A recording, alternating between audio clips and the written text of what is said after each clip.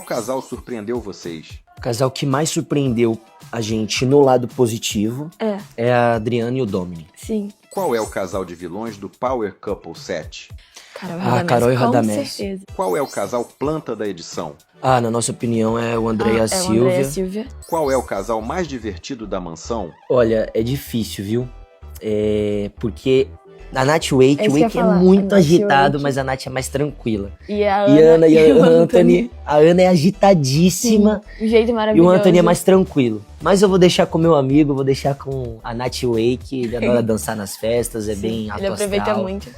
Qual casal vocês querem que seja o próximo casal Power? Olha, Pelo que a gente já sabe do jogo. E a gente espera a que gente seja espera, Drill Domini. pelas contas, que seja Drill Domini. Qual casal vocês querem que seja o próximo eliminado?